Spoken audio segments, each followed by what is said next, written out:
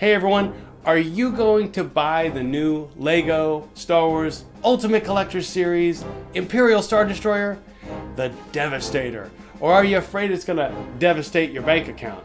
Well, in this video, I'm going to explain to you why, although LEGO Star Wars is our favorite LEGO theme, we won't be buying the set. But it's not really because of money, but it plays into it. So I'm going to explain a little bit more on why I'm a little bit disappointed about a few aspects of this new LEGO set. I was so excited to hear the rumors it would be coming out, but now that I've seen it and it's announced, I'm going to, through this video, explain a little bit more about my thoughts on it, kind of give it a review, and explain why I won't be buying it. And also, I will, of course, show you some pictures and things along the way and make some comparisons to other LEGO Ultimate Collector Series sets. And hopefully this will be good information that'll help you think about the product and what LEGO's doing. So let's do it. All right, so first of all, as I explained, LEGO Star Wars is our favorite theme, and I started this channel about 3 years ago with my son Brent, who's in school today, which is why he's not on camera right now. And the first set we ever did was the LEGO Snowspeeder. And so LEGO Star Wars has always been one of our favorites. Of course, we like lots of the themes. If you could see behind me, of course, right here, we're in the very beginning process of building a LEGO amusement park on this table, and we're going to be adding all kinds of things that belong in a theme park. So there's no LEGO Star Wars here. This is kind of the current project. So that sort of plays into why we won't be buying this expensive new LEGO Ultimate Collector Series Imperial Star Destroyer called the Devastator. Whoo, that's long. Okay, but it is also not the main reason, right? So here's a couple of thoughts.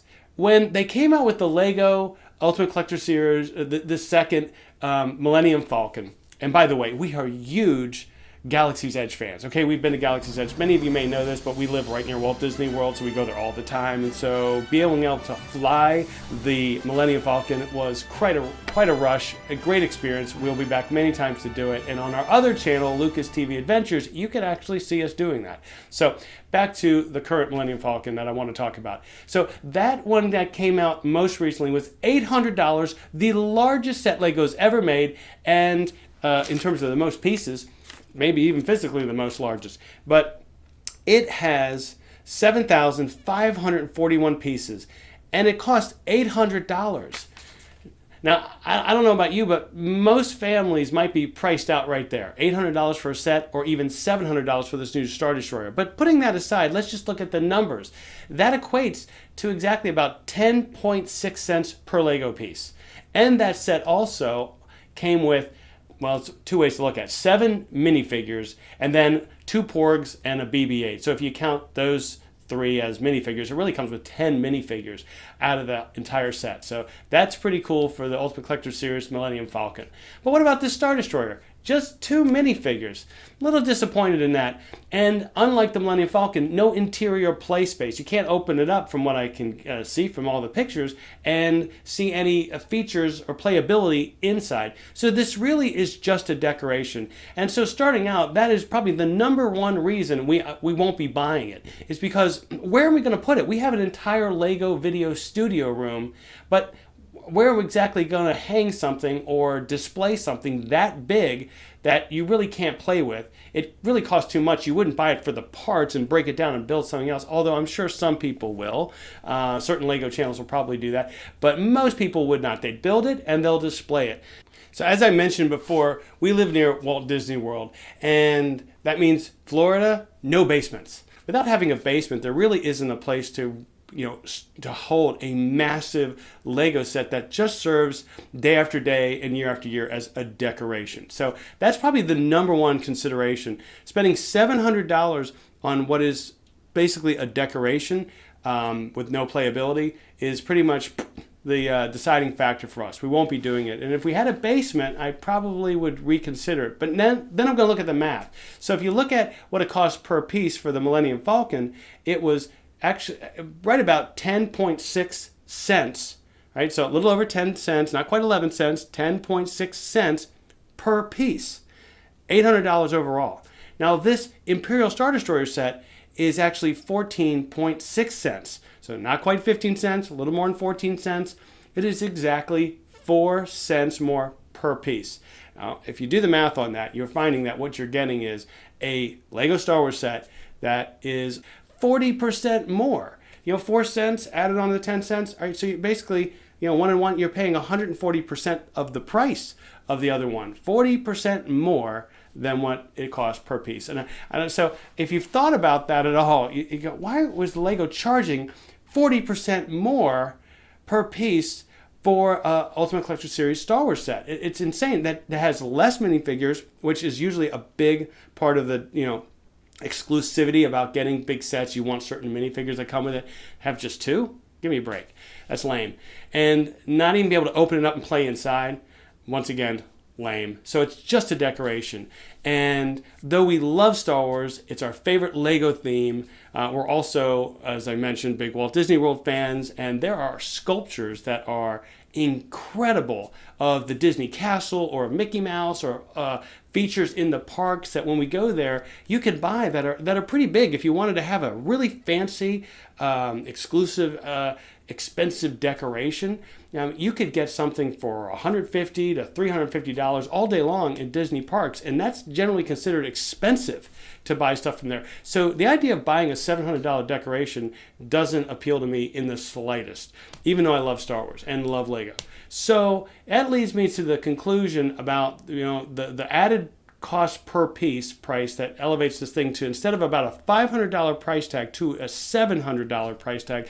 I think that they've, number one, priced out a ton of families, middle income families.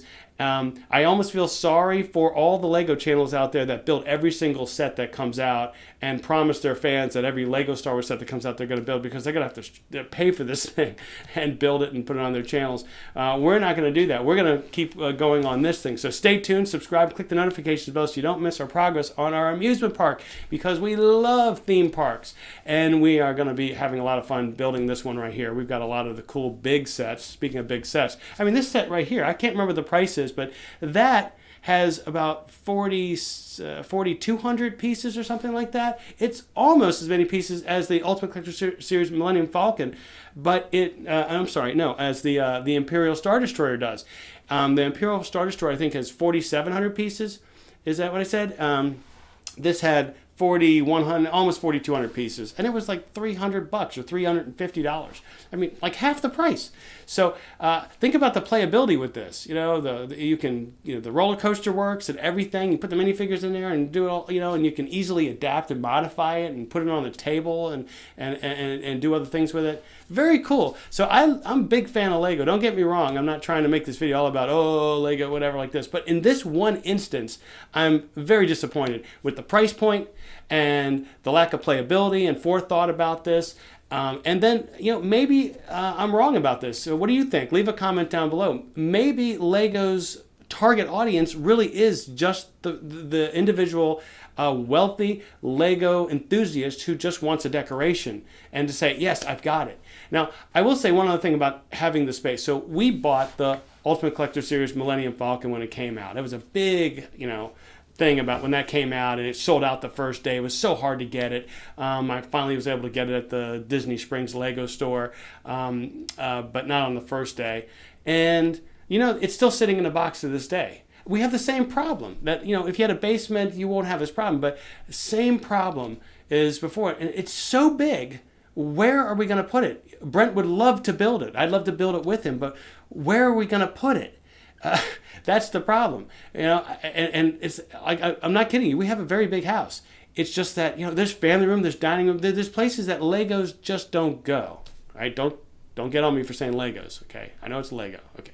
But anyway, where is it going to go? It's so big that it doesn't fit on a shelf very well. You pretty much have to build its own display area, and then at least you can play with it. That one we definitely will build in time. We just haven't quite figured out where it's going to go, and when I figure that out, we will build it. But we finally built this thing. Brent just built it because we now know where it's going to go. It's going to have some purpose for us. It's going to serve as part of our amusement park, a main feature attraction to our amusement park at that. So come along for the ride and the progress as we do videos on that, and start to build this table here. We were going to build a big city like many people do, a diorama of a city. We just couldn't really get into it. We just kept coming back to the idea that, we just love Walt Disney World and Orlando attractions. We're always going to the theme parks and vlogging about it on the other channel, Lucas TV Adventures. And we decided this just makes more sense. We will put our time and effort into building all these amusement park sets that we've already bought and collected that are big, like the carousel, the merry-go-round, things like that, and start to put it into the set. And so that's what we're doing.